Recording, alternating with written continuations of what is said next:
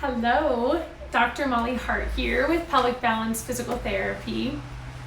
Today I wanted to come on and do this live video on sleep. I want to talk about sleep because it is beyond important when we are rehabbing from anything whatsoever. Just in general, sleep's important, but when we are in the middle of rehab, especially with chronic pain, sleep is something that is a non-negotiable that we have to make sure we're addressing appropriately. So, being pregnant right now, I'm not sleeping well because the baby keeps me up at night. You'll hear that from a lot of pregnant women, as especially if they're in their third trimester. Hey there, those of you who are joining. So, I'm going to be a little harsh right now. I don't believe that we can have good quality sleep unless we really actively make sure we manage our sleep appropriately. So what do I mean by that? I have been waking up, honestly, probably for the last, at least 4 months, pretty consistently around 2 or 3 a.m. in the morning, just completely wide awake, wired, okay? Because of the pregnancy. That's not normally typical for me. Now, I have tried 2 different strategies, okay? I have tried doing my meditation. I use the Honest Guys on YouTube, but more recently I've been using the Expectful app during pregnancy. It's specifically meant for pregnant women. And if I put on a guided meditation, not just calm music does not count, an actual guided meditation, I have been able to always put myself back to sleep. Sometimes it takes, 20 minutes, sometimes it takes an hour. However, I just keep playing the meditations. I've had other times where I'm constantly waking up. On those nights, I literally have a guided meditation playing the entire night. And it works amazing. I've worked with so many patients with chronic pain, and I will tell you the one thing hands down that helps with poor sleep is doing guided meditations at night. However, it's also something that people really resist and they don't like to utilize.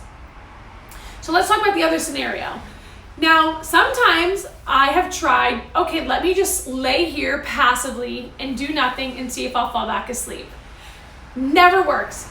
Never, ever, ever have I ever been able to just lie there and go to sleep. And I'm going to tell you, none of my patients can either.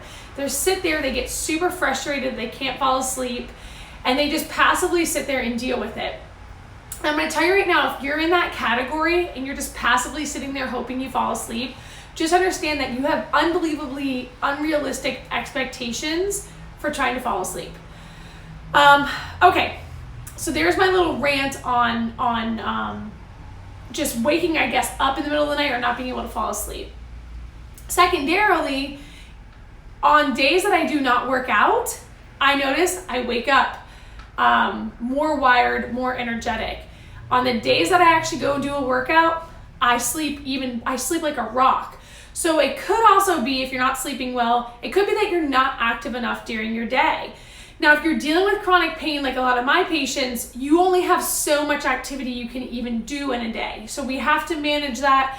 And sometimes we have to increase your activity first, based upon your pain before it can start to positively affect sleep. And it just is what it is.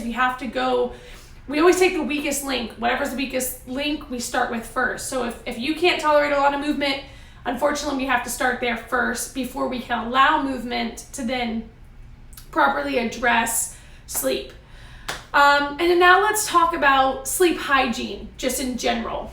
So at nighttime, some of my patients that don't sleep well, they are on Google looking up, hey there, Dr. Madeline, they're on Google looking up about their pain, just like different people's horrible stories about pain.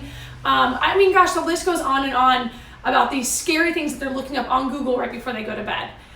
Guys, if you're doing that, if you're falling in that category, just please understand you are not going to get good quality sleep if right before bed you're, number one, on a screen, and number two, you have your mind sitting there focused on all of these anxious and dangerous thoughts.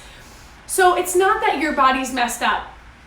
It's not poor me. It's no, you are doing things, unfortunately, that are not ideal for the human body. The human body can't tolerate all of these negativities and poor management and then function appropriately. The only way the human body functions appropriately is when we give it really good, safe, proper inputs, such as eating really well, such as exercising, such as focusing our thoughts more on outcomes we do desire for the future, on present things in our moment that are important and safe to focus on, or good past memories. But if we're focused all the time on negative past memories, focused on my pain, or focused on everything I don't have in life right now, so not focusing on what we're grateful for. If I focus on all these negative future thoughts and outcomes I don't desire, you just have to understand that the human body is not going to function very well when we do that. And it is what it is. This is our human body. So when it comes to sleep, I'm going on like a little rampage here. When it comes to sleep, if you're able to get more physical exercise during the day because your body allows for that, make sure you're getting as much as you possibly can, given your schedule. Number 2, make sure you have good sleep hygiene before you go to bed at nighttime. So that's decreasing screen time. And if you are going to watch TV or be on your phone, just please be more mindful of how safe that information is that you're putting in the mind. Just last night, my husband and I laid in bed. I have positive affirmation cards for pregnancy, and we sat there and read, I don't even know, like 20 of them, and then we fell asleep, and I had such a good night of rest last night. Now, am I perfect about this all the time? No. However, when I'm not active, when I haven't done good sleep hygiene, and then I wake up in the middle of the night and I passively am just sitting there, I don't get mad at my body because I'm not sleeping. I'm very aware of the fact that I created this problem. I'm like, okay, well, you didn't do anything to help yourself here. So exercise, good sleep hygiene before bed, which is like low light, minimal screen time, no pets, they say, no kids in the bed, so forth. And then if you need a guided meditation to fall asleep to, and if you're waking up at nighttime, using guided meditations to fall asleep to every time you wake up, instead of just passively sitting there and accepting this. Now, if you are somebody who's like so resistant to guided meditations, I will give you some recommendations and some challenges maybe. Number 1, make sure you're trying different apps or different guided meditations. I cannot stand certain voices I cannot deal with. For the most part, I hate female voices for guided meditations. The honest guys on YouTube, I have found I just love their voice. So if you find that guided meditations annoy you, maybe just try a different person. Try a different type of a guided meditation. If you feel like it just doesn't work for you because you've tried it a couple times and it hasn't helped, I'm going to tell you right now, you probably haven't tried it enough. You have to practice this. This is something that is so beneficial, but it is something you have to practice. When I first started doing guided meditations, it was back in grad school, and it was because a friend of mine wanted to do them during our study breaks that we got between classes. And I personally thought it was the stupidest thing ever and was like, this isn't doing anything. However, I just enjoyed being next to my friend, so I would go do them with her.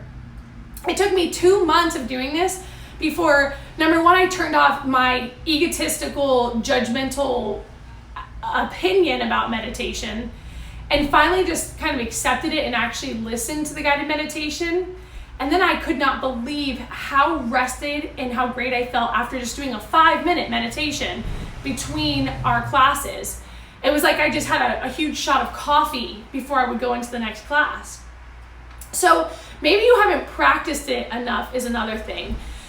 So we can't expect it to work at nighttime if we're not practicing it and we're also not open-minded to it.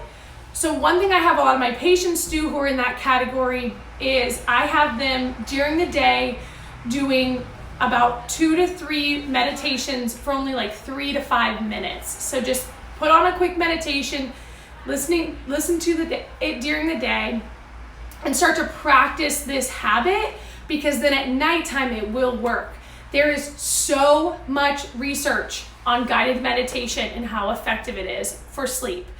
I have clinically seen it as hands down the best technique to help when people have poor sleep, far better than any medications that are out there.